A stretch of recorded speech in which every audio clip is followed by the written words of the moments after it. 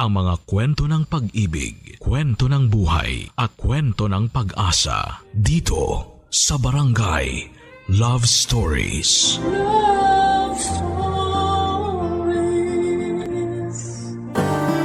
Kapag kapusukan ang ating pinairal, sanga-sangang problema ang posible nating kasapitan.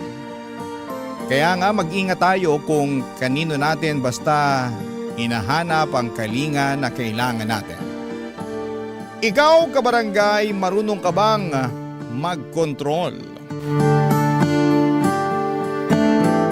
Dear Papa Dudut, may kasabihan na kung mahal mo ay ipaglaban mo at kung para sa iyo ay alagaan mo. Maliit pa lamang ako ay mahilig na akong magbasa ng mga nobela kung saan ay nagkakatuluyan sa dulo ang mga bida. Kaya nga minsan na rin akong nangarap na makatagpo ng lalaking mamahalin ko at mamahalin ako. Pero habang lumalaki ako ay napagtanto ko ang kaibahan ng mga istoryang nababasa ko sa libro laban sa realidad ng buhay. Bago po ako magpatuloy sa pagkukwento ay gusto ko munang bumati ng isang mapagpalang araw sa inyong lahat at sabihin na masugid ninyo akong tagapakinig.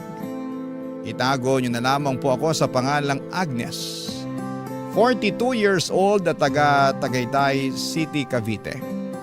Pero hindi talaga ako lumaki rito, tubong Quezon City talaga ang aming pamilya. Ngunit kinailangan naming lumipat ng tirahan para na rin sa kapanatagan ng aming kaisipan. Magsisimula ang aking istorya noong kabataan ko. 14 anyos ako noon, samantalang ang ate Cynthia ko naman ay 18 anyos naman. Dalawa lamang kaming magkapatid at masasabi ko ngang sangang dikit nga talaga kami. Simula pa lamang sa pagkabata namin.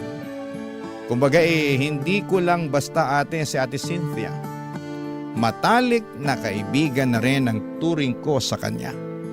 At mahal na mahal namin ang isa't isa, Papa Dudut.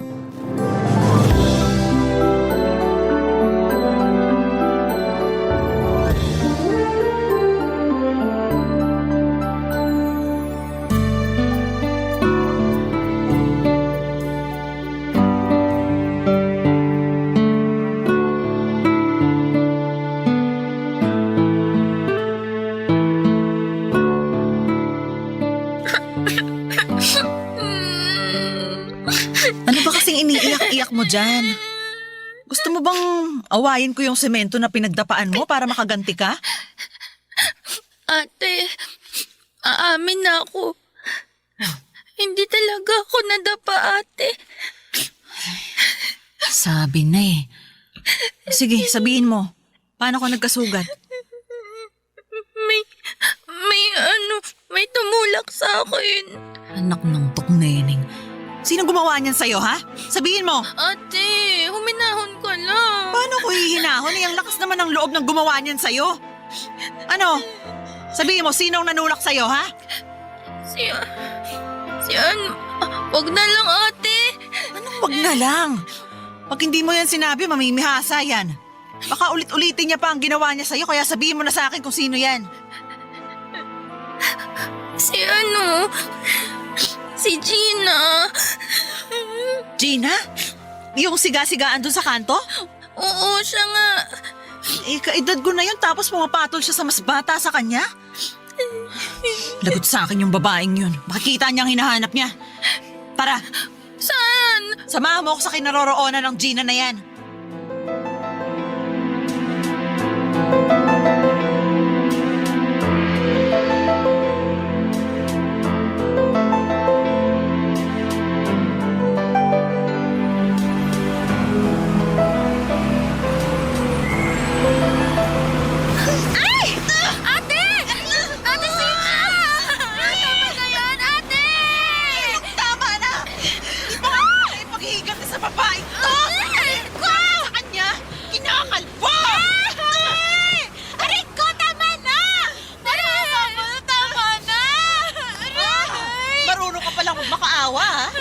Tinulak mo yung kapatid ko. Nung inaway mo siya at pinagtulungan ng mga kaibigan mo, naawa ba kayo? Hindi naman, di ba? Kaya sabihin mo, paano ako maaawa sa'yo? Ate, tama na. Baka mapahamak ka eh. Tinuturuan ko lang ng leksyon ng babaeng to para hindi pa marisa ng ibang tao. Ayoko sa lahat. Yung inaagrabyado ang kapatid ko! Itiwan mo nga ako! Saklala! Tulungan niyo ako! Saklala!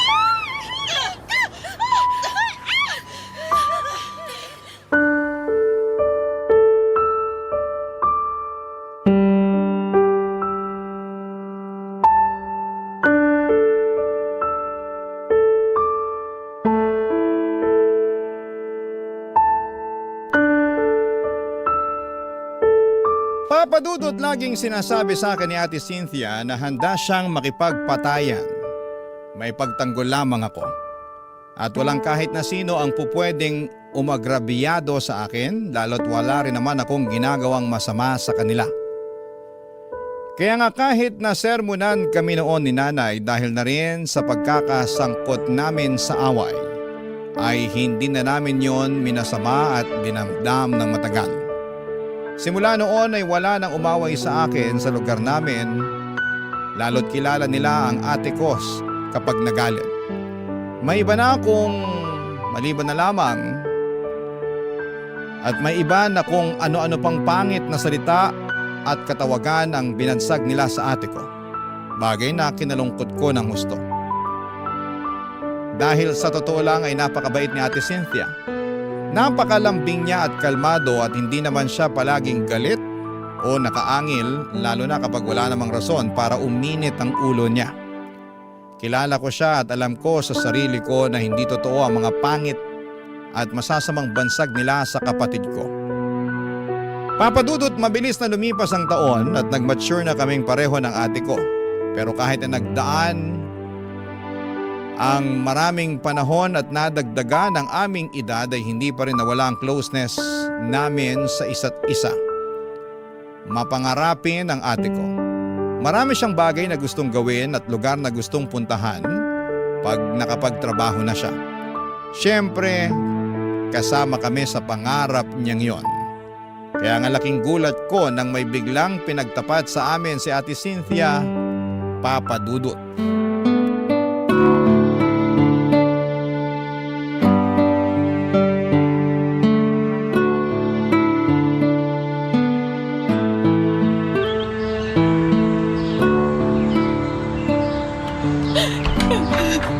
Andito na po ako.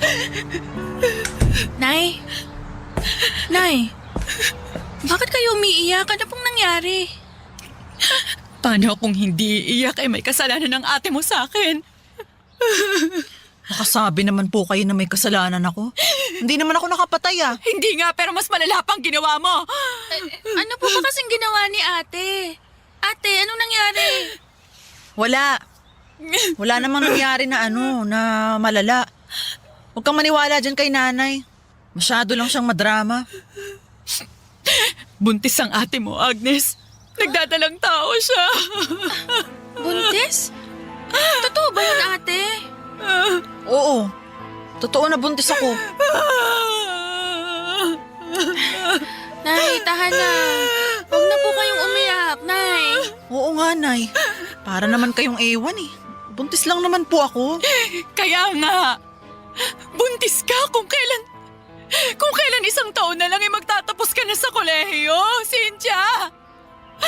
Ano ba kasing nasa isip mo? Bakit ka nagpabuntis? Pasensya na po. Nangyari lang naman Ano nangyari na lang? Ha? May ganun ba? May bigla na lang nabubuntis kasi nangyari na lang. Sigurado ko na ginusto mo rin yan. Pero bakit? Hindi mo na ba kami naisip ng tatay mo? Nakalimutan mo na ba ang pangarap namin sa'yo na makapagtapos ka ng kolehiyo?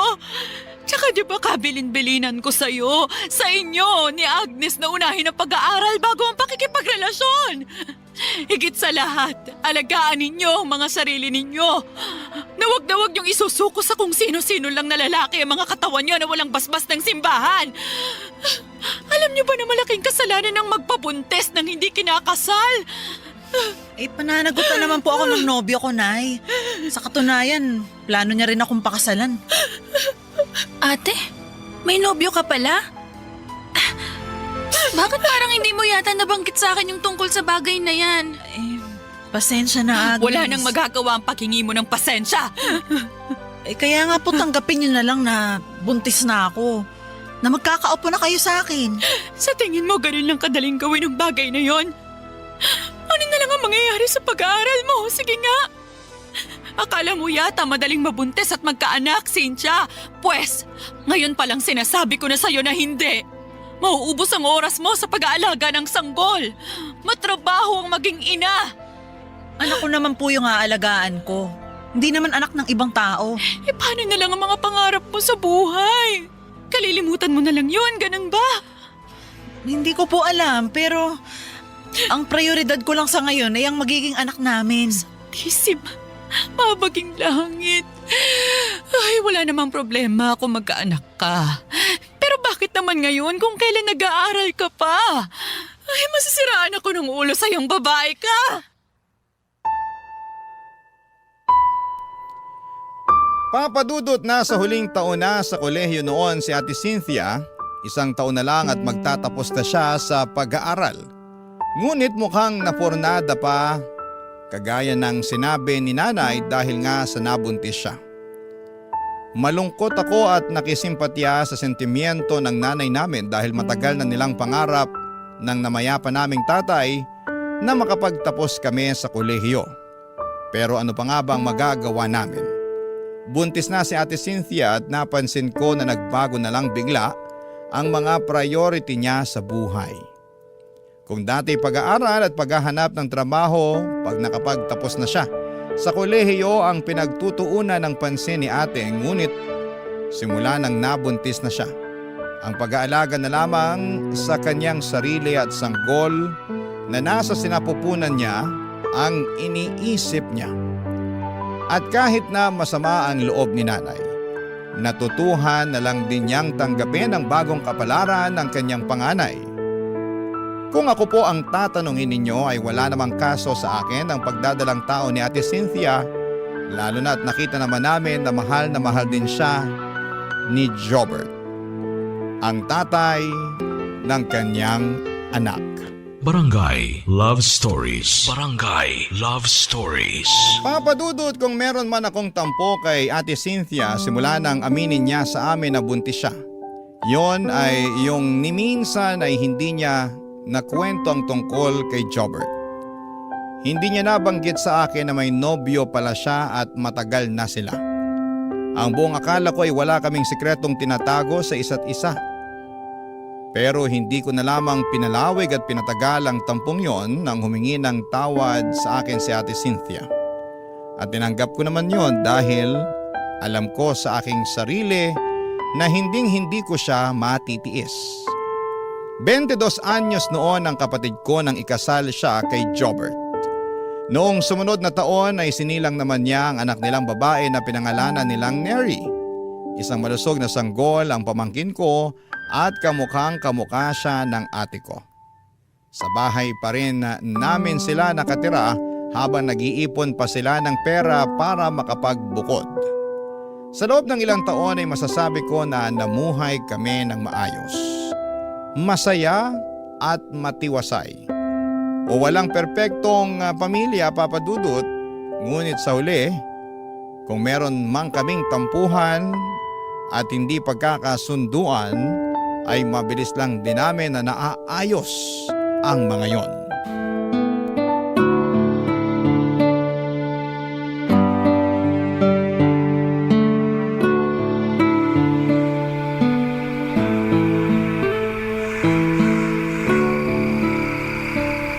Grabe, nakatulugan na ni Neri yung laruan na binili ko sa kanya. Aliw na aliw talaga ako sa batang yun. Marunong magpasalamat at magpahalaga ng mga regalo sa kanya kahit na gaano kamahal, kamura, kasimple o bongga. Pero alam mo, ate, mas bilib ako sa'yo. Bakit naman? Kasi ang galing ng pagpapalaki mo sa anak niyo ni Kuya Jobert. Yung ibang nanay kasi, hindi ko nilalahat to pero Parang hindi marunong magturo ng magandang asal sa mga anak nila. Siguro kasi, hindi rin sila naturuan ng mga magulang nila nung bata sila. Siguro nga ganun yung iba kaya naipapamana nila sa mga anak nila. Basta ako, sa abot ng makakaya ko, tinuturuan ko talaga ang anak ko ng mabuting asal. Na rumispeto, na magpasalamat kapag may nagbibigay sa kanya na ibang tao. Saka yung maging kontento. Salamat sa pagpapahalaga at pagpapaalala sa akin ng mga ginagawa ko bilang nanay ha. Malaking bagay yung mga sinabi mo kasi minsan naiisip ko lang na, alam mo yun, napapatanong ako sa sarili ko kung sapat na ba ang pagiging nanay ko sa anak namin ni Jobert. Kung tama ba yung pagdidisiplina ko sa kanya o kung sobra na ako, ganun. Wala namang perpektong nanay. Pero lagi mong tandaan na tama at sapat ang ginagawa mo ha para sa pamangkin ko. Nakikita namin yun ni nanay. Kaya nga minsan nasabi niya sa akin na mas magaling ka pa nga raw na nanay kaysa sa kanya. Talaga? Sinabi niya yun? Oo, pero dapat secret lang namin yun eh. Huwag ka nalang maingay ha. Pwede ba akong humingi ng pabor, Agnes? Sige, ano yun ate? Sana, kahit magkaroon ka na ng sarili mong mga anak, mahalin mo pa rin yung anak ko. Ituring mo siya na parang tunay mo ring anak. Sigurado kasi ako na kalalakihan ni Neri at hahanap-hanapin yung pagmamahal mo sa kanya. Ano ka ba ate? Oo naman. Makakaasa ka na hinding-hindi magbabago, hinding-hindi mababawasan at baka nga mas madagdagan pang pagmamahal ko kay Neri eh. Dahil sabi mo nga, pangalawang magulang na niya ako.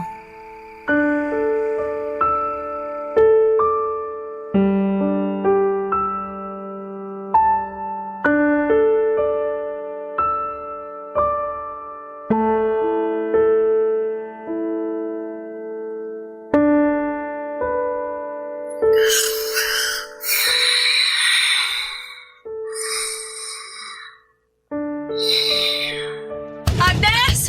Sino ba? Agnes, anak! Gumising ka muna, dali! Buksan mo tong pinto! Sandali lang po, Nay. Pagbubuksan ko po kayo, sandali lang.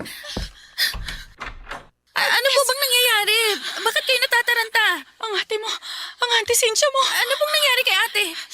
Aalis kami ni Jobert, dadalhin namin siya sa ospital. Dito ka lang ha, dito ka lang. Bantayin mo si Neri, anak ha. Bakit po? Ano nga po bang nangyari kay ate? Bakit niyo siya dadalhin sa ospital? Ewan ko, hindi namin alam. Basta na lang din ako ginising ni Jobert. Ang sabi niya kasi... Ano daw po, Nay? Hindi na raw gumagalaw si Cynthia. Hindi na siya magising. Diyos ko po. Kaya dito ka lang muna ha. Bantayan mo ang pamangkin mo ha. Opo, Nay. Ay, tara na po! Nakapapatawag na ako, tricycle! Nandyan na. Mauna na kami anak ha. Babalitaan ka na lang namin. Opo, Nay. Sige po, mag-iingat po kayo. Diyos ko. Iligtas niyo po ang ate ko.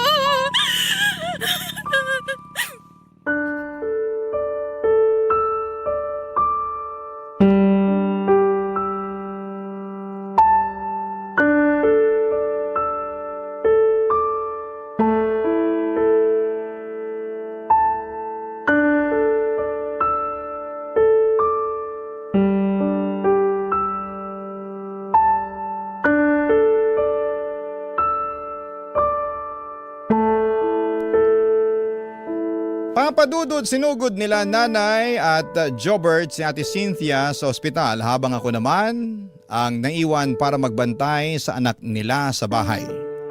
Aandap-andap ang aking dibdib sa kaba at pagkalito, lalo na at bagong gising pa lamang ako noon at naaktuhan ko pa silang natataranta. Pero buti na lamang at natuon sa pamangkin ko ang aking atensyon kaya pansamantala akong kumalma. Kaya lang ay sinong mag-aakala na pagkalipas ng ilang minuto ay makakatanggap ako ng tawag mula kay nanay na siyang magiging dahilan upang gumuho ang aking mundo. Umiiyak pa noon si nanay sa kabilang linya nang banggitin niya ang mga katagang wala na ang Ate Cynthia mo. Patay na siya. Pagkarinig ko noon ay humagulhol agad ako, Papadudot. Nahawa na lamang siguro sa akin ang pamangkin ko kaya umiyak na rin siya. Niyakap ko siya ng mahigpit habang nakasalampa kami sa sahig. Para kasing nawala ng lakas sa mga tuhod ko pagkatapos ng pag-uusap namin ni nanay. ni hindi ko masabi sa pamangkin ko na wala na ang mama niya. Namatay sa aneurysm si Ate Cynthia. May pumutok na ugat sa kanyang ulo habang natutulog siya. Sobrang biglaan ang pagkawala niya. Mabilis na lumipas ang 1 taon simula nang mawala si Ate Cynthia at masasabi ko na bagaman nakakausad kami, ay mas marami pa rin ang mga pagkakataon na nalulugmo kami. Minsan ay sabay-sabay naming naaalala si ate at minsan naman ay sinosolo na lang namin ang pagluluksa. Sa bahay pa rin nakatira ang mag-ama niya at si nanay ang nagboluntaryong mag-alaga sa anak nila kapag nasa trabaho si Jobert. Malaking tulong yon dahil hindi kakayanin ng bayaw ko na maging nanay at tatay ng anak niya.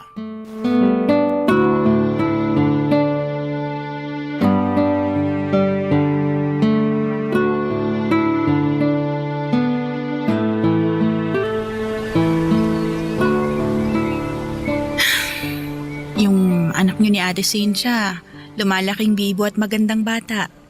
Sigurado ako na kung buhay pa yung kapatid ko matutuwa siya pag nakita niya yung anak niyo. Alam ko na miss na rin niya kayo. Miss na miss ko na rin siya Miss na miss ko na rin si Cynthia. At kahit na 1 taon na nakalipas simula nung mawala siya, parang kahapon lang nangyari lahat. Tanda ko pa nga yung tagpo na sinugod namin siya ni nanay sa ospital. Wala na siyang malay noon at iba na rin yung kulay ng mga labi niya. Ang hirap ang lungkot na mamatayan ng asawa lalo na't maliit pa yung anak namin. Nakakapanghinayang lang din na hindi niya na makikita yung paglaki ni Neri. Kahit naman ako nanghihinayang at nalulungkot din sa nangyari. Hanggang ngayon hindi pa rin ako makapaniwala na wala na si Ate Cynthia. Nakinuha na siya sa atin ng ganun-ganun lang. Ang daya Tapos ang bata niya pa para mamatay. Sobrang hirap mawala ng kapatid. Sabay na sabay kaming lumaki nun Sabay kaming nangarap. Alam ko naman na mamamatay ang lahat ng tao, pero hindi ko lang inaasahan na sa ganung kabilis kukunin si ate. Kahit na 1 taon nang nakalipas, hindi pa rin talaga ako makausad. Hirap nga rin ako makausad. Lalo na limitado lang yung binigay na panahon na magkasama kami ni Cynthia. Marami akong pinagsisisihan ngayong wala na siya. Sana pala mas niyakap ko siya ng mahigpit nung buhay pa siya. Sana mas dinalasan ko pa yung pagsasabi na mahal ko siya. Mas nakipagkwentuhan pa ako ng matagal sa kanya. Kung alam ko lang na na maiksi lang yung panahon na magkasama kami, di sana hindi na ako naunang natulog nung gabing yun. Sana binantayan ko na lang siya. Jobert, huwag mong sisihin yung sarili mo ha. Kahit na maiksing panahon lang kayo nagkasama ni ate, naging mabuting asawa ka naman sa kanya. At hanggang ngayon kahit na wala na siya nakikita naman namin ni nanay. Alam namin na ginagawa mo yung lahat para maging mabuting tatay sa anak niyo. Sinusubukan ko naman kahit mahirap Kaya salamat talaga, Agnes. Salamat saan? Kasi nandiyan kayo ni Nanay Ines para tulungan ako. Para lalayan ako. Doon pa lang sa simpleng pagtatali mo ng buhok ni Neri, malaking bagay na yun para sa akin Pinapagaan yun na yung buhay ko. Wala yun. Tsaka ganun naman talaga yung pamilya. Nagtutulungan. Maswerte ako kasi naging pamilya ko kayo. At maswerte ang anak namin ni Cynthia kasi nagkaroon siya ng isang mabait at maalagang tita sa katauhan mo, Agnes. Salamat. Salamat, Robert. At ikaw din. Maswerte rin sa'yo si Neri kasi mabuti kang tatay sa kanya. Salamat. Sigurado ako na maswerte yung lalaki na mamahalin mo. Kasi makasikaso mo, maalaga. Hindi lang si Neri yung inaalaga mo. Pati na rin ako. Ha? Hindi, ang ibig ko lang sabihin itong yung pagluluto mo ng masarap na mga putahe. Wala yun. Walang anuman. Pasensya ka na, na-appreciate lang talaga kita. Salamat.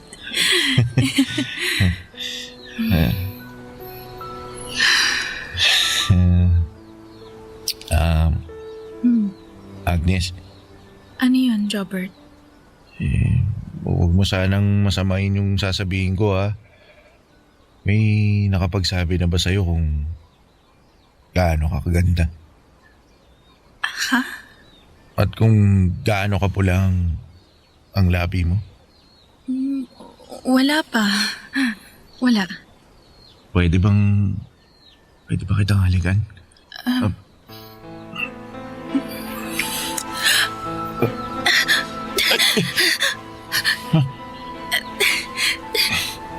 Robert, ano ba? Bakit mo ko inalikan? Ay, pasensya ka na, Agnes. Hindi ko sinasadya. Nawala lang ako sa sarili ko panandalian. Papadudot kapwa namin hindi naasahan ni Jobert ang nangyaring yun at pareho kaming natakot sa kahihinatnan. Kaya naman agad kaming dumistansya sa isa't isa. Bago ako pumasok sa kwarto ko ay nagkapatawaran kami at nagkasundo na kakalimutan namin ang mga nangyari. Kitang-kita ko sa mga mata ni Jobert ang labis na pagsisisi sa nagawa niya at yun din ang eksaktong pakiramdam ko. Aandap-andap sa kaba ang dibdib ko. Pagkasara ng pinto ay hindi pa ako kaagad humiga sa kama. Sa halip ay natigilan pa ako at napasandal sa likod nito sabay sampal sa aking magkabilang pisngi. Naiiyak ako at humingi ng kapatawaran sa namayapa kong ate dahil sa nagawa namin ng asawa niya. Ilang sandali pa ay agad na lumamig ang paligid at mabilis akong ginapangan ng matinding kilabot sa aking buong katawan. Papadudot. Barangay Love Stories. Barangay Love Stories. Papadudot, kung tatanungin ninyo ako kung nagkaroon na ako ng nobyo, sasabihin kong wala pa. Nakatuon kasi ang aking atensyon sa pagtatrabaho at pag-aalaga sa pamangkin ko kapag nasa bahay ako. Tuluyan ako nawala ng panahon na maghanap ng karelasyon pero pamilyar pa rin naman ako sa pakiramdam ng umiibig. May mga nagustuhan din naman ako na lalaki sa nakaraan at meron pa ngang nanligaw sa akin. Ngunit, hindi ko na lamang pinalawig pa. Ang akala ko ay hindi ko na muling maranasang magmahal pero nagbago ang lahat ng yon nung halikan ako ni Jobert. Bukod kasi sa bumilis ang tibok ng puso ko, nag-init din ang aking buong katawan. Nakaramdam ako ng pananabik at paghahanap sa kanyang presensya. Ngunit nanaig pa rin sa akin, papadudot, ang labis na konsensya. Kaya naman sinaway ko ang maharot kong puso. Iniwasan ko si Jobert sa abot ng aking makakaya at nilayo ko ng husto ang atensyon ko sa kanya, papadudot.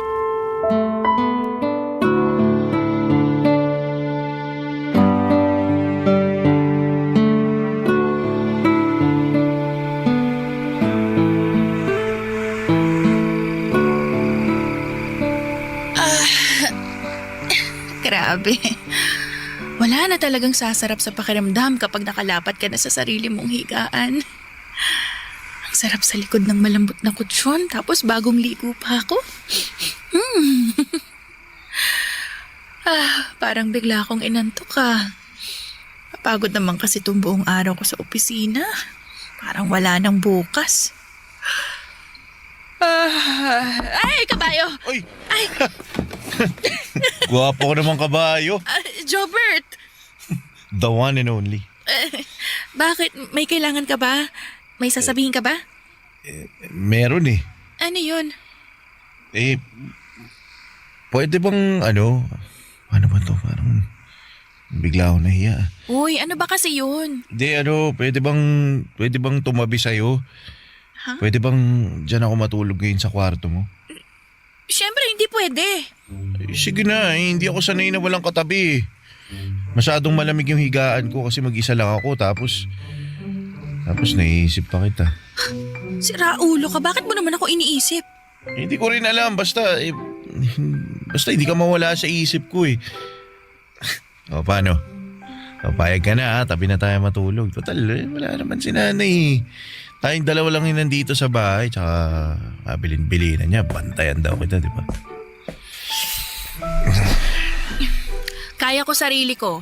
Hindi mo na ako kailangan bantayan. Tara na, uminga ka na rito, tabihan mo na ako. Jobert, tama ba tong... Huwag ka na magalit. Tayo lang naman yun nandito eh. Tara na, tabihan mo na ako. Sige na nga. Pero, isasara ko na muna tong pinto. Ikaw bahala. Usog ka. Pwesto ko yung hinihigaan mo eh. Sorry. Yan. Higa ka na rito sa tabi ko. Sige.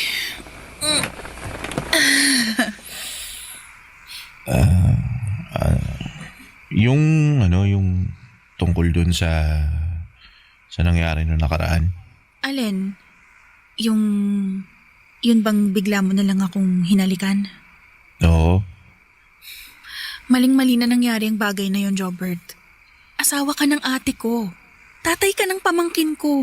Alam ko, pero magagalit ka ba kung aaminin kong ginusto ko yung ginawa ko?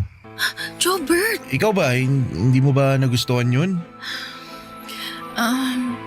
Alam ko, Agnes, ramdam ko na nagustuhan mo rin yung ginawa ko.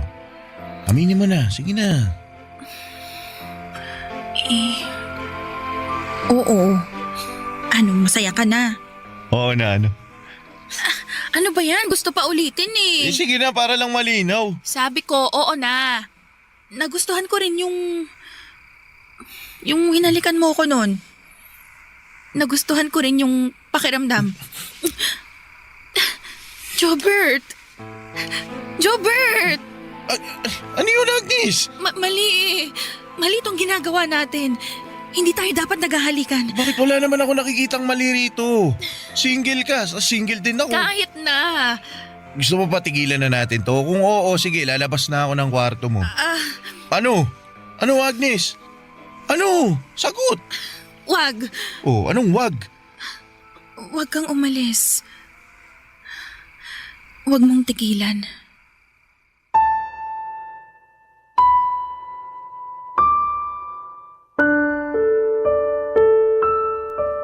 Papa Dudut, isa lang po ang masasabi ko. Napakahirap talunin ng tukso. Kahit na alam kong bawal dahil asawa pa rin ang ate ko si Jobert at pangit tignan na magkaroon kami ng personal na ugnayan sa isa't isa ay napakahirap pa rin kalabanin ng puso. Pareho kaming naging mahina ni Jobert at hinayaan namin ang aming mga sarili na hanapin ang kalinga at kaligayahan sa bawat isa. Oo, may nangyari sa amin ang gabing yon at masasabi ko na bagaman kinain ako ng matinding konsensya, noon lang din naging masaya at napanatag ang puso ko dahil nahanap ko kay Jobert ang aking pahinga. Habang nasa probinsya pa si nanay at ang aking pamangkin ay sinulit namin ni Jobert ang pagkakataon na kami lang ang magkasama sa bahay. Umakto kami na para kaming mag-asawa at pareho naman naming naramdaman ang labis na kasiyahan at pagkakontento. Pinagtapat din sa akin ni Jobert na nahuhulog na siya sa akin at ganoon din naman ang nararamdaman ko para sa kanya. Ngunit habang papalapit ang pag-uwi ni nanay sa bahay ay agad kaming sinampal ng katotohanan na hindi po pwede ang aming pag-iibigan, Papa Dudut.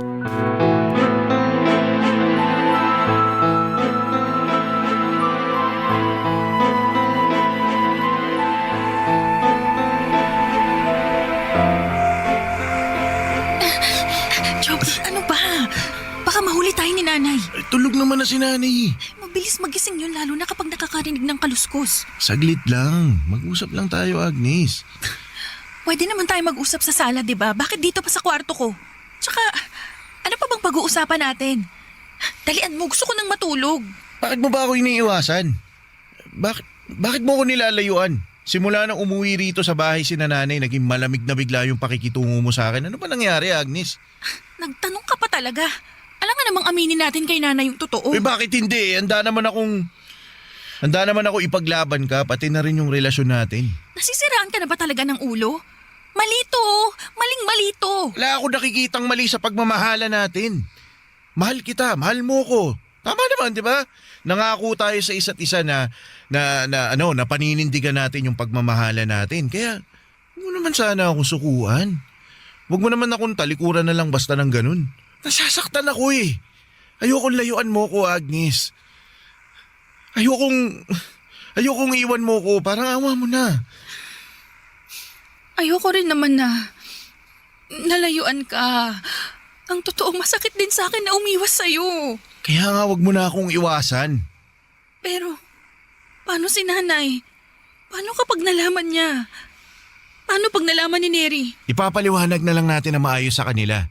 Sigurado naman ako na maiintindihan nila, lalo na si Neri. Mahal na mahal ka nun. At minsan din niyang nasabi sa'yo. Narinig ko na sinabi niya sa'yo na gusto ka niyang maging mama.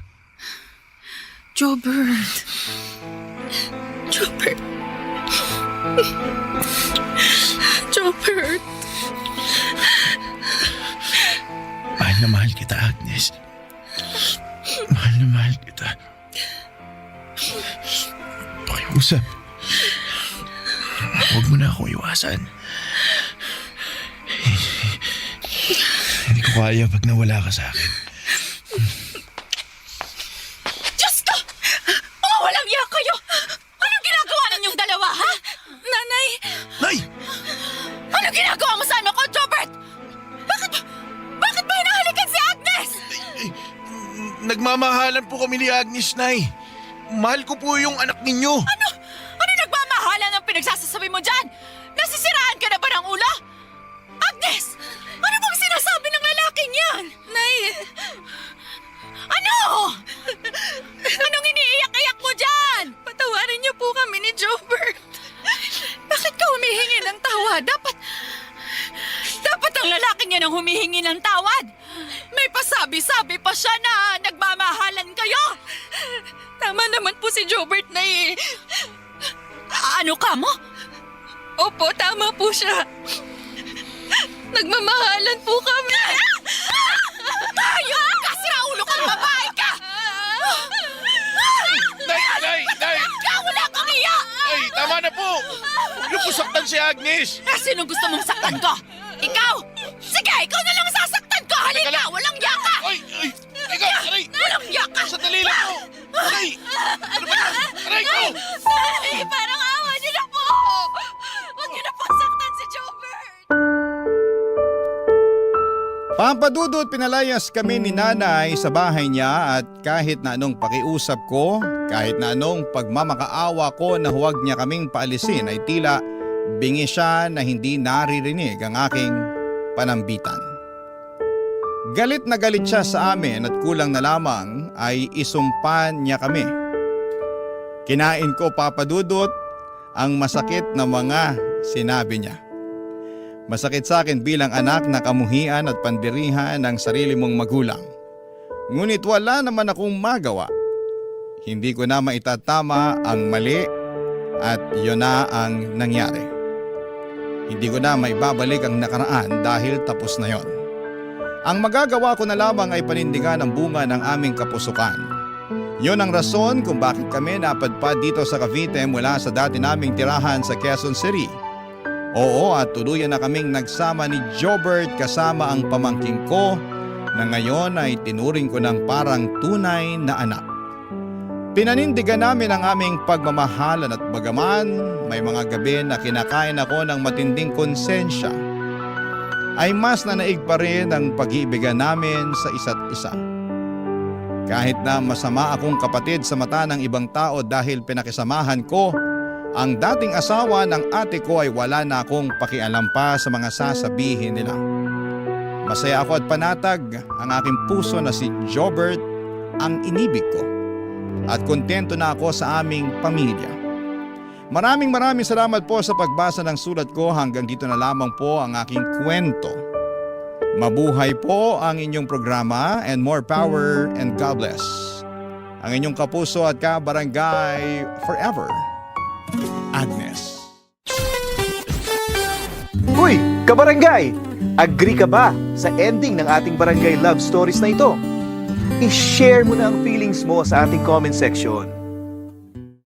Ang mga kwento ng pag-ibig, kwento ng buhay at kwento ng pag-asa dito sa Barangay Love Stories. Love Stories. Huwag sasama ang loob kung tayo man ay tinuturuan ng mga nakatatanda sa atin. Hindi dahil marami na silang nagawang tama, kundi minsan mas marami pa silang nagawang mali at yon ang ayaw na nilang pagdaanan pa natin. Ikaw kabarangay, natuturuan ka ba?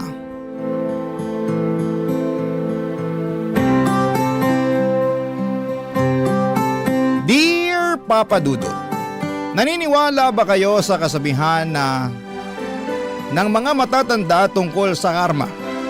Yun bang lahat ng bagay na ginagawa natin sa mundong ito na mabuti o masama ay bumabalik sa atin sa takdang panahon?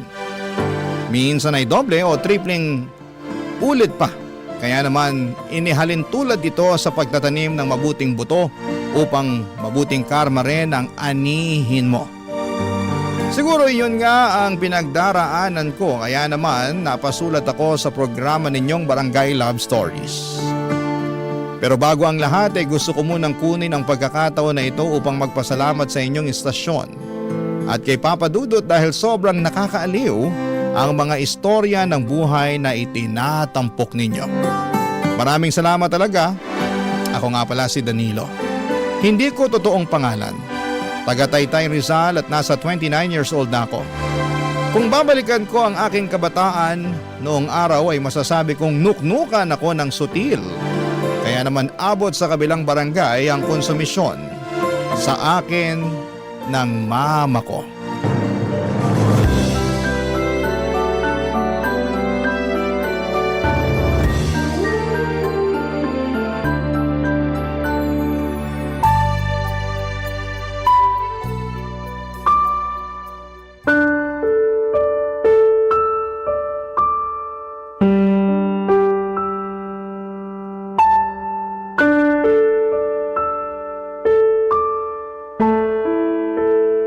Mahabaging langit, Danilo! Ano ba namang klase to mga grado mo? Puro palakol! Duda tuloy ako kung makakapasa ka nito sa high school. Ilang beses ko po bang dapat ulit-ulitin na sabihin sa inyo na ayaw ko na nga po mag-aral? Kayo lang yung pilit ng pilit sa akin. Tapos nagre-reklamo kayo na ganyan mga grado ko. Sino hindi magre-reklamo? Ikarekla-reklamo naman talaga to. Tsaka ano na lang ang sasabihin sa'yo ng namayapa mong papa nito, nak? Siguradong kinahihiya ka na nun sa langit. Yan po yung ayaw ko sa inyo eh. Dinadami nyo palagi si Papa wala na nga yung tao. Baka imbis na nananahimik na yung kaluluwa nun sa langit, palagi pang naiistorbo at nangungonsume, kakabanggit nyo ng pangalan niya sa tuwing pinagagalitan nyo ko. Paano hindi ako magagalit? Kagalit-galit naman kasi itong pinaggagawa mo sa pag-aaral mo. Baka nakakalimutan mong hindi ka bumabata. 20 anyos ka na, di ba? Opo. Sa edad na yan, dapat nasa kolehiyo ka na pero hindi ka pa nakakapagtapos ng high school. Ay nako, paulit-ulit naman po tayo eh. Konti na lang po, maiirita na talaga ako sa inyo. Aba? Ikaw pa umiga ng mairita sa akin, ha? Kasi naman po ang kulit nyo eh. Paano ako naging makulit kung kapakanan mo lang naman yung iniisip ko? Tsaka hindi naman ako makikinabang sakali makapagtapos ka ng pag-aaral. Ikaw din naman, di ba? Baka nakakalimutan mo na mas madali makapaghanap ng trabaho yung mga kabataang may tinapos. Alam ko naman po yun. Alam mo naman pala, pero palagi mong binabaliwala yung mga pangaral ko. Hindi ko po binabaliwala. Pero nakakaturete na kasi kayo eh. Tsaka para naman kayong di makaintindi. Ilang beses ko na sinabi sa inyo na ayoko na nga mag-aral. Ang tanda-tanda ko na rin para pumasok sa eskwelahan. Siyempre nahihiya na rin ako, no? Mas mahiya ka sa akin dahil ako ang nagpapaaral sa'yo. Hindi ko naman po sinabi na pag-aralin niyo ako Tsaka ako makakumpara kayo sa akin sa ibang tao. Lalo dun sa mga anak ng mga kazumba nyo na nakagraduate na. Akala nyo naman talaga na pakinabangan nila yung mga tinapos nila. Anong ibig mong sabihin? Yung anak ng kumare nyo, tinapos pagkapiloto pero nasan ngayon? Di ba nasa call center kasi practical daw? Grabing pagsasayang ng pera naman yun makapagtapos lang siya ng kurso niya na kung tutuusin, mapapamura ka sa mahal tapos babagsak lang sa ganun. Tapos yung isa pang anak ng kumare nyo, IT naman ang tinapos pero nauwi lang sa pagre-repair ng mga gadget sa palengke. O ano masama ron? Wala, pero pwede naman yun matutuhan kahit di ka nakapagkolehiyo Aksaya lang sa pera na pinag-aral pa sila ng ganun, tapos dun lang sila mapupunta. Di ba para namang mas nakakahiya na sabihin may tinapos ka pero di ka sa larangang yun nagtatrabaho? Hindi nakakahiya yun. Dahil anong malay natin sa pinagdadaanan nila, diba? Malay mo, ilang beses sila nag-a-apply ng trabaho na may kinalaman sa kurso na tinapos nila pero walang bakante o maraming kakumpetensya. Kaya nag-iba na lang sila ng pinasukan. Hindi masama yun kasi hindi naman sila nagnanakaw. Tsaka wag mo nga akong bigyan ng katwiran na mas maigi na wag na lang magtapos ng pag-aaral kasi pwede lang yon kung madiskarte ka. Para nyo na rin pong sinabi na di ako madiskarte O buti alam mo. Sakit yun naman po magsalita. Totoo naman sinasabi ko Napakakupad mo. Hindi ka mautusan sa bahay. Reklamador ka, kulang ka rin sa diskarte. Kaya paano ka aasenso sa buhay niyan? Yun na nga lang pag-aaral mo ang susi. Para kahit paano magkaroon ka ng alas pag naghanap ka na ng trabaho. Hey, ewan ko na lang talaga sa yung bata ka. Baka sa kangkungan ka na lang pulutin pagdating ng araw.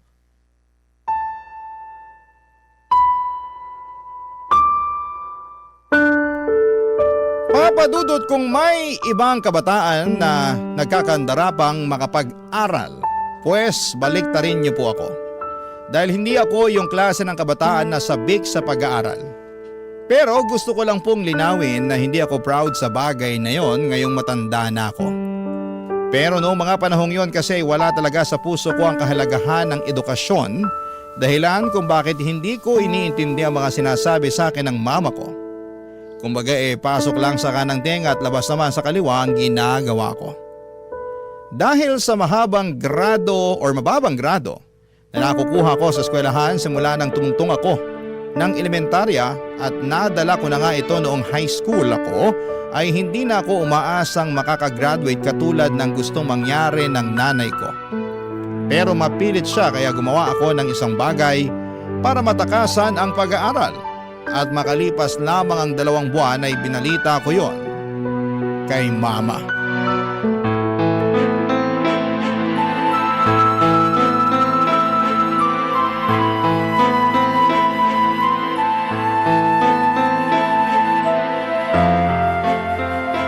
Anong sinasabi mong tukmul ka?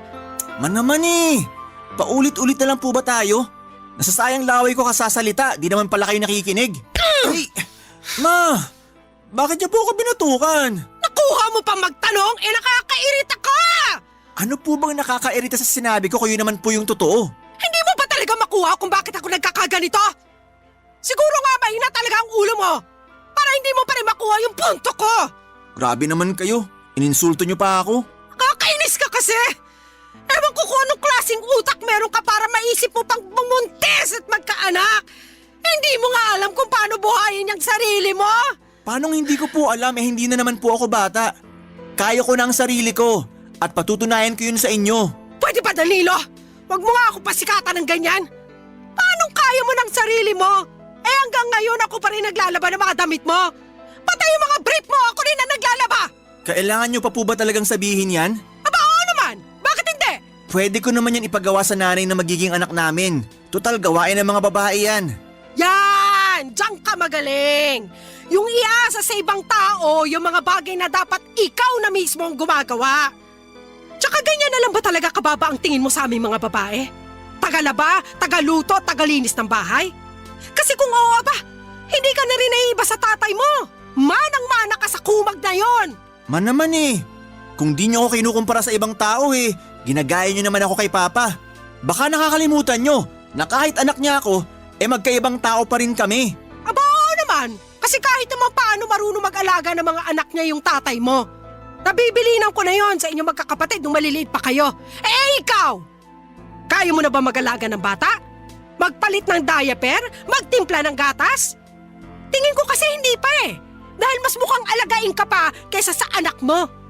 Tapos ang lakas pa ng loob mo na sabihin na patutunayan mo sa akin. Bakit po ba imbis na suportahan nyo na lang ako, pinagsasalitaan nyo pa ako ng masakit? Naturingan pa naman kayong nanay ko pero masyado kayong masakit manalita. Nasasaktan ka kasi totoo yung mga sinabi ko. Tsaka paano kita susuportahan hindi mo nga pinakinggan yung mga pangaral ko sa'yo nung araw? Na imbis na pag-aaral mo ang atupagin mo, mas pinili mo magkaanak. Apo nyo rin naman po yung magiging anak ko Apo ko nga!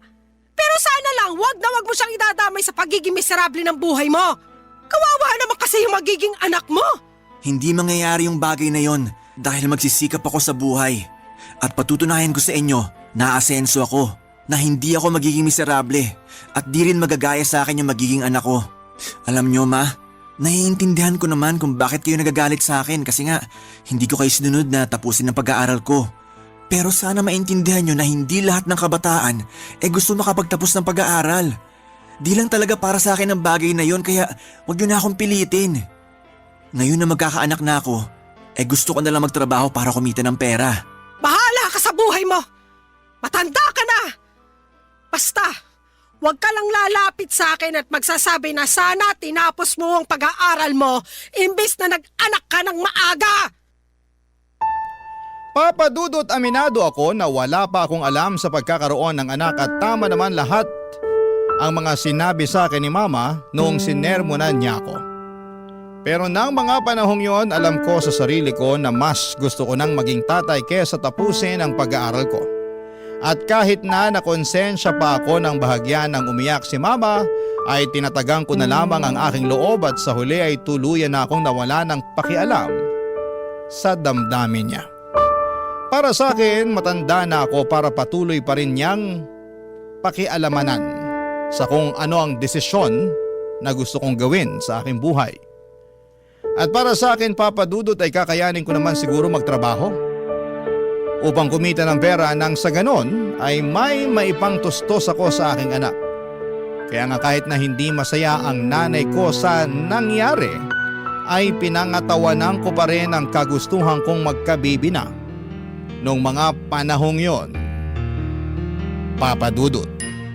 Barangay Love Stories. Barangay Love Stories. At dahil nga sa hindi ko na tinapos ang pag-aaral ko, ay hindi na rin po ako nakagraduate ng high school, Papa Dudut. Sobrang laki ng panghihinayang ng nanay ko dahil 1 taon na lamang ay hindi ko pa raw pinagbigyan. Patuloy pa rin niyang sinumbat sa akin ang lahat ng pera na ginastos niya, pambaon ko at pagbibigay niya para sa mga projects noong araw na nag-aaral pa ako. Bagay na kinainis ko talaga ng husto sa kanya. Sa huli, wala na rin naman siyang nagawa sa desisyon ko na mas piliin ko ang aking anak. Kaya lang inarealize ko na mahirap pala talagang kumita ng pera. Maswerte kami kasi pensyonado ang namayapa naming tatay, kaya naman kahit papaano ay may nakukuha ang nanay ko. Namatay kasi ang tatay ko noong nasa 2nd year high school pa lamang ako at kabilin-bilinan nga niya kay Mama na pagtapusin ako ng pag-aaral. May mga nakatatanda akong kapatid na meron na rin namang trabaho, pero dahil pamilyado na rin sila ay limitado na lamang ang perang na ibibigay nila sa bahay. At dahil nga sa hindi ko pa kayang makapagbukod noon ay sa bahay ko muna itinira ang aking mag-ina. At naging maayos naman ang relasyon ng nanay ko at ng kinakasama kong si Lena, Papa Dudut.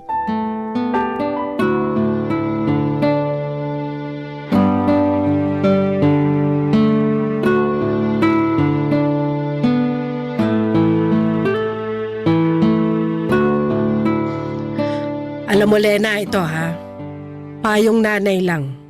Total ako na rin naman yung tumatayong nanay mo dahil dito kayo nakatira sa bahay ko. Ano po yan, Ma? Kapag nakakalakad na yung anak mo at matibay na yung tuhod, turu-turuan mo na ng mga gawaing bahay. Hindi kasi porke lalaki, dapat masanay na walang alam sa buhay. Hindi dapat kalakihan ng apo ko na palaging umaasa sa mga babae, sa mga bagay na pwede naman nilang gawing mag-isa. Yun naman po talaga ang plano kong gawin pag lumaki na po yung anak namin ni Danilo. Na paunti-unti tuturuan ko siya na gumawa ng mga gawaing bahay para may alam naman siya. Oo, kasi yan yung bagay na hindi ko nagawa at naturo nun kay Danilo. Biruin mo ha, 4 silang magkakapatid. At si Danilo lang ang lalaki. Siyempre, dahil nga uniko iho, spoiled ng tatay. Kaya pinagbawalan ako na paggawain ng mga gawaing bahay. Palibhasa, magkalinyang pag-iisip ng mag-amang yon.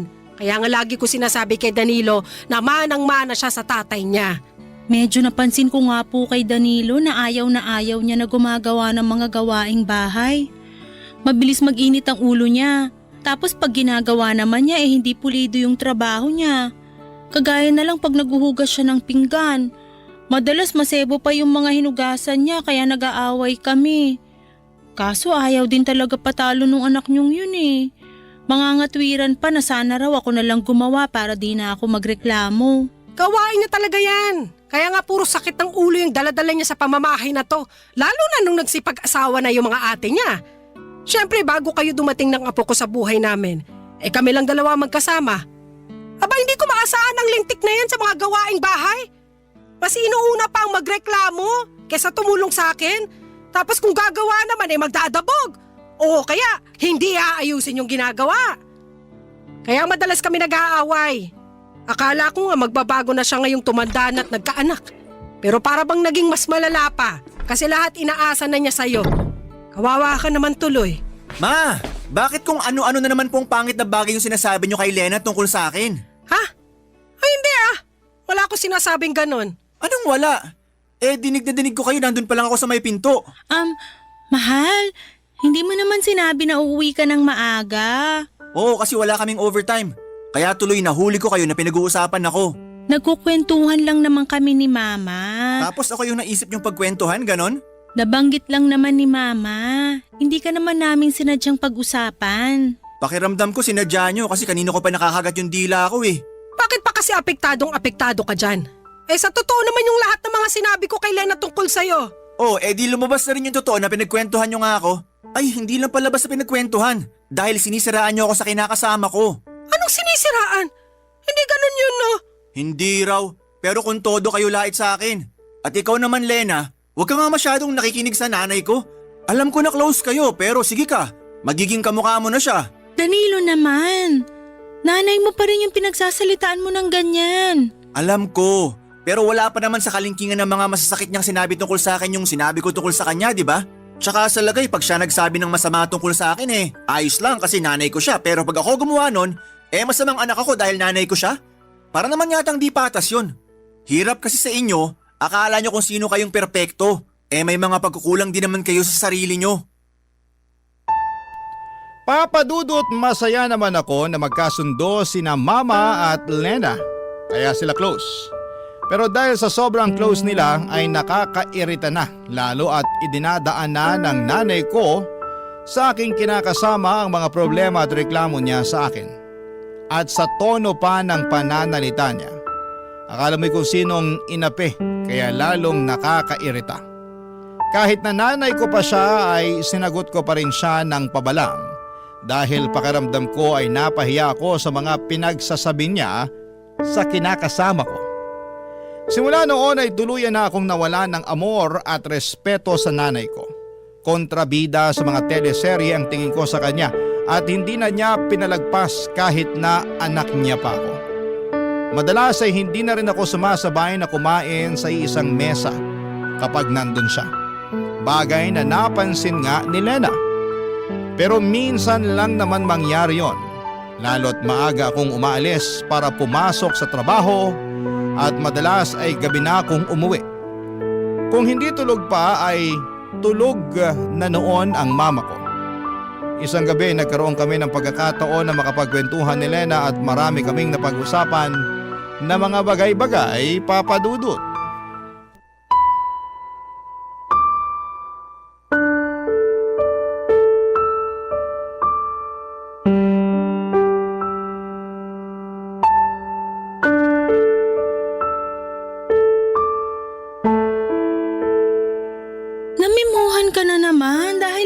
beses kang na-late sa cut-off nyo. Oo, di mo ba nabasa dyan? Nag-sorry na lang ako para kunwari may pakay ako sa memo nila. Paano nangyari yun? 10 minuto lang naman yung layo ng tinitira natin sa pinapasukan mo. Paano ka nalilate? Ha? Ano kasi? Ano? Ang nilagay mo lang kasi rito sa incident report mo hindi na mauulit. Ano yun? Wala man lang rason. Wala rin namang kwenta na magrason pa kasi nandyan na nga yung memo, di ba? Sige. Balik tayo sa tanong ko. Ano nga yung rason? Bakit ka nalilate? Bakit kasi inaalam mo pa? Kita mong tapos na naman, di ba? Sagutin mo na lang tanong ko. 1, 2. Oo na. Ikaw talaga, no? Ginawa mo pa akong bata. May nalalaman ka pang pabilang-bilang dyan. Danilo, 3. Huwag mo nang hintaying mag-4, makakaltukan kita. Minsan kasi, hindi namin napapansin ng mga kasamahan ko na 8:00 na pala. Tapos napasarap pa yung yosi at kwentuhan namin sa kantin. Ang aga-aga namang chismisan yan. Hindi naman palagi. Anong hindi palagi? Nung nakaraang buwan namemohan ka rin dahil panay ka overbreak. Tapos magdadahilan ka pa na hindi palagi. Alam mo, lokohin mo na lelang mo, wag ako. Oh, ayan ka na naman. Nagagalit ka na naman. Sige nga, sabihin mo paano ako hindi magagalit habang tumatagal papangit ng papangit tong record mo sa kumpanya nyo Parang kailan ka lang naman nagsimula rito. Baka nakakalimutan mong hindi ka pa nga regular dito pero wagas na tong mga memo mo. Malapit ko na tong ipalaminate at i-display dyan sa dingding ng bahay natin. Sige ka. Grabe naman. Ano yan, wall of shame? Bakit hindi? Mukha naman kasing proud na proud ka pa sa mga memo mo. Kaya i-display na natin para naman makita ng mga bisita ni Mama. Alam mo, kakadikit mo kay Mama, nagiging kaugali mo na siya. Anong sinabi mo? Katono mo na rin siya magsalita. Yung pagganyan mo ba? Yung may nalalaman ka pang display. Ganyan-ganyan si Mama sa akin nun Kadidikit mo kasi sa kanya, kaya nahawa ka na ng ugali niya. Ano namang masama doon? Masama yun, kasi pareho na kayong nakakainis. At kami pa palang nakakainis. Kasalanan ba namin na nagkakaintindihan kami pag tungkol sa iyong usapan? Saka wag mo ngang ibahin ang usapan. Wag mong isali yung mama mo rito kasi labas siya rito. Hirap sa'yo, hilig mo mandamay ng iba Bakit kaya hindi mo ayusin at baguhin yung ugali mo, no? Sobra ka naman. Sobra na kung sobra, pero pamilyado ka na. Hindi ka na binata na pwedeng magpabanjing-banjing sa trabaho mo. Di na pwede yung aalis ka kung kailan mo gusto, lalo na may anak ka ng sinusuportahan. Hindi ko naman kayo pinababayaan May nabibigay ako sa iyong pera tuwing sahuran. Meron nga, pero kulang. Alam mo, di naman ako magrereklamo kung sapat lang talaga Pero mapapanot na lang ako sa kakabudget, hindi ko talaga mapagkasya yung sahod mo. Buti sana kung hindi ka pala hingi ng masarap na ulam.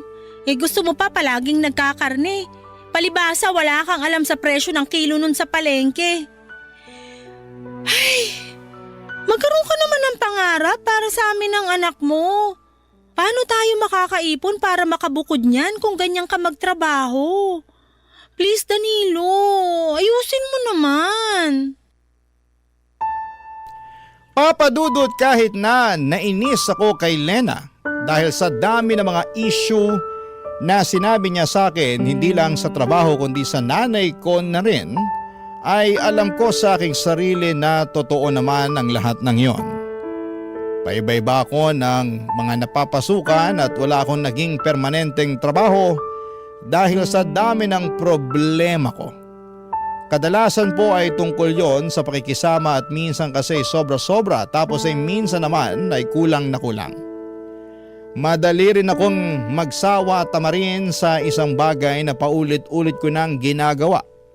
Kaya nga kahit na anong kagustuhan naming makapagbukod ni Lena ay alam namin na hindi pa talaga kakayanin dahil sa liit at hindi stable na kinikita ko. Tapos imbes na magsikap sa pagtatrabaho at lumakas ang aking loob para mas makapagpatuloy ay na-depress ako. Pakiramdam ko ay naparalisa ang buong katawan ko sa mga problemang binato sa akin ng kapalaran. Kaya naman hindi ako makakilos ng maayos ng mga panahong yon. Papadudot. Barangay Love Stories. Barangay Love Stories. Papa Dudut, hindi na nga ako produktibo sa aking ginagawa ay natanggal ako sa pinapasukan ko ng mga panahong yon. Pero inilihim ko yon kay Lena dahil baka mag-alala siya at mamroblema. Nakiusap na lamang ako sa iba kong kakilala sa dati kong mga pinasukan na bigyan ako ng racket para naman kahit papaano ay may kitain ako, pero alam ko na niloloko ko lamang ang aking sarili dahil hindi matatapatan ng mga barya-baryang kita ko ang sinesweldo ko kada kinsenas at katapusan sa dati kong pinapasukan na kalkulado ko na ang aking kikitain. Kaya naman napansin nyo ng misis ko. Kaya para mapagtakpan na natanggal ako sa trabaho at makapagbigay pa rin ng pera kay Lena nang hindi niya pinagdududahan ay nangutang na nga po ako. Alam ko naman na mapanganib yung ginawa kong yon pero ayoko lang talagang mag-away kaming dalawa. Saka hindi pwede na mawalan ako ng perang pambigay dahil nga may anak kami na sinusuportahan ko. Kaya lang ay lumobo lang ang utang na yon. At umabot na sa punto na hinahunting na ako ng mga pinagkakautangan ko. Kaya wala na rin po akong nagawa kundi ang magsabi kay Lena at tulad ng reaksyong inaasahan ko ay nagalit siya sa akin ng husto, Papa Dudut.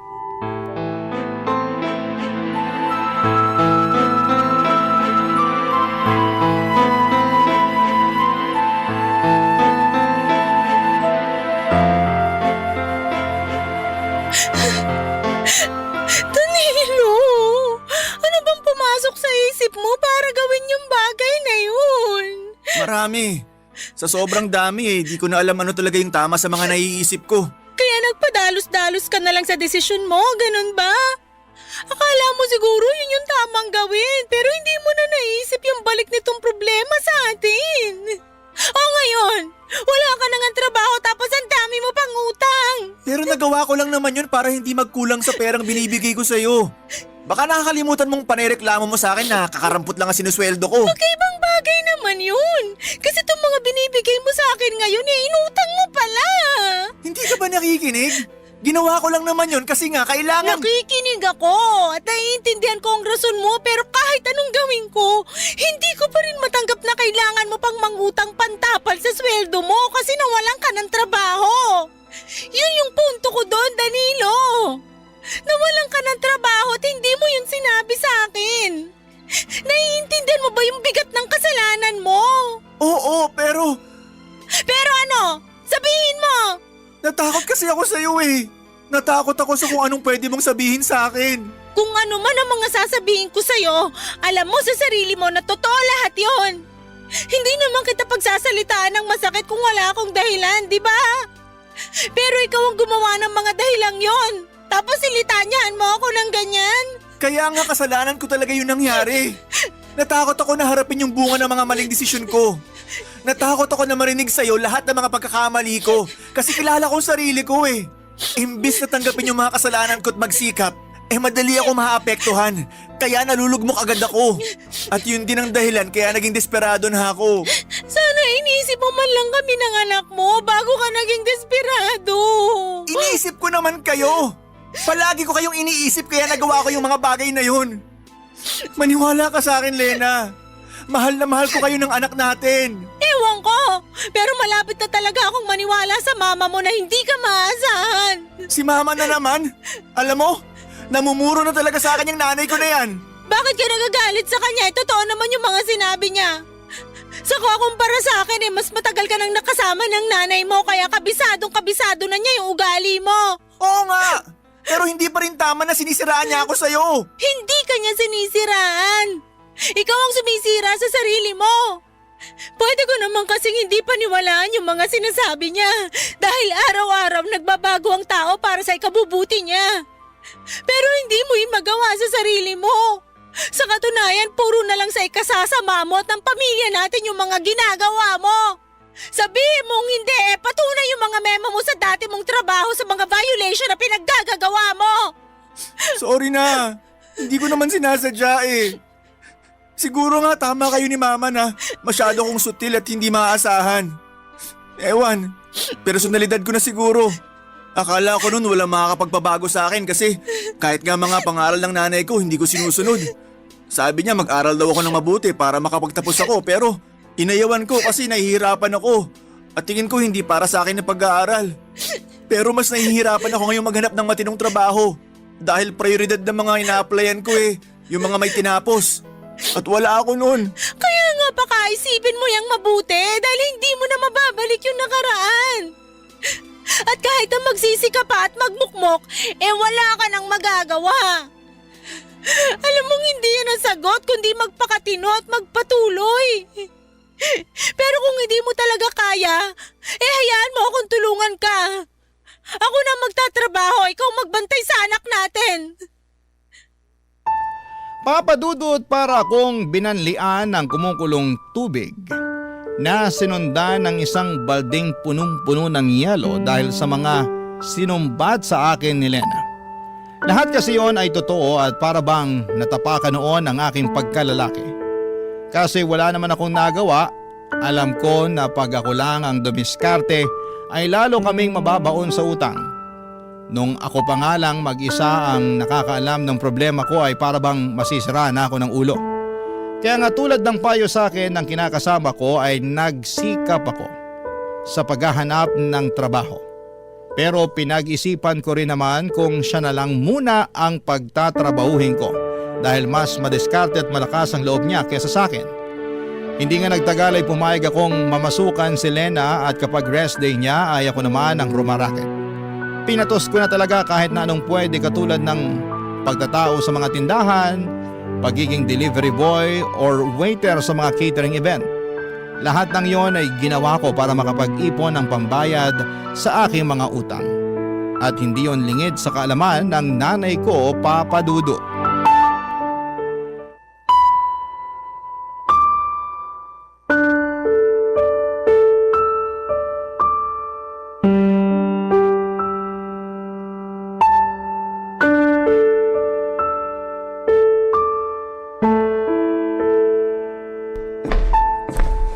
Ma, pwede ba mag-usap tayo?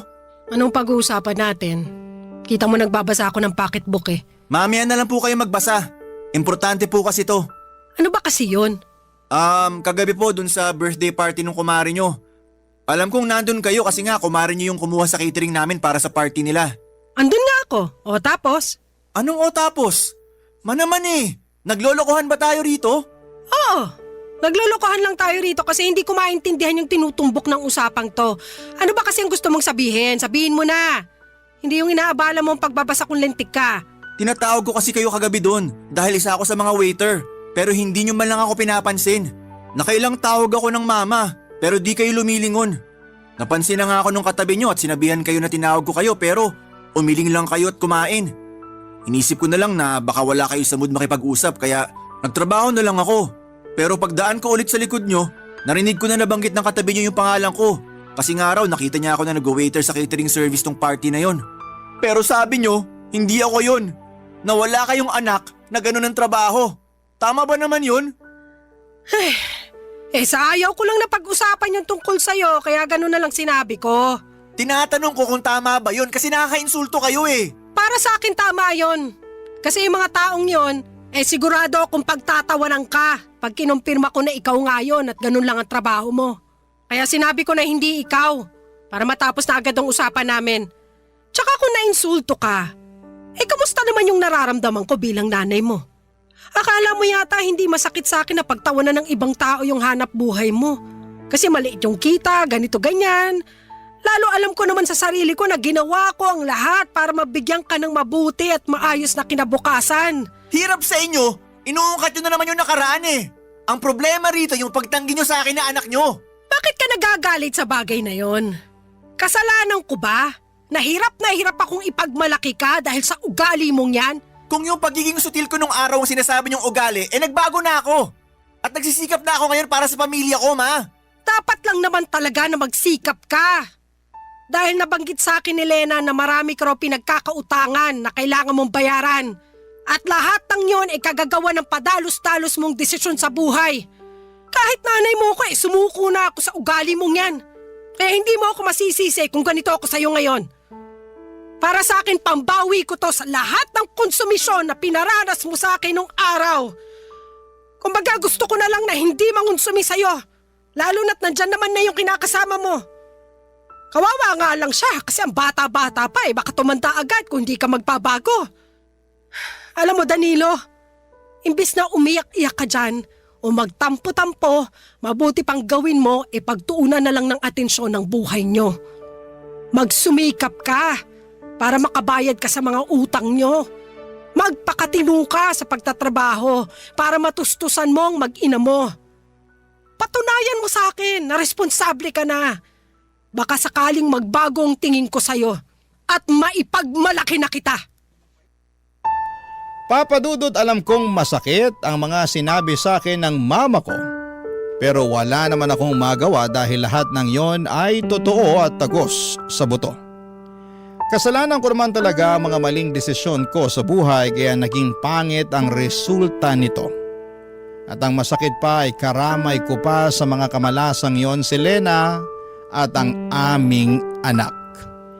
Pero ayoko nang malugmok at patuloy na kaawaan ng aking sarili sa sitwasyon na kinasasadlakan ko. Sa halip ay nagsikap ako para makabangon. Hindi nagtagal ay nakaipon naman kami ng pera ni Lena na pambayad sa mga utang ko at pinangako ko sa kanya na hindi na ako basta-basta gagawa ng desisyon na hindi siya kinukonsulta. Marami po akong natutunan sa mga karanasan ko sa buhay na dinala ko nitong tumanda na ako. At kasama na nga doon yung mga hindi pagpapasaway sa mga magulang natin. Dahil posible nila tayong bawian pagdating ng panahon. Pero hindi naman ako tuluyang kinahiya at tinakwil ng mama ko and in fact, maayos ang relasyon namin ngayon dahil pinatunayan ko sa kanya na seryoso na ako sa pagbabagong buhay para sa ikauunlad ng aking sarili. At yun naman ang pinaka-importante. Hanggang dito na lamang po ang sulat ko, Papa Dudut. Maraming salamat po sakaling mapili po ninyong i-ere sa programa ninyong Barangay Love Stories. God bless and more power sa inyong istasyon. Ang inyong forever kapuso at kabarangay, Danilo. Anong say mo sa Barangay Love Stories na ito? Pagkwentuhan natin sa comment section yan.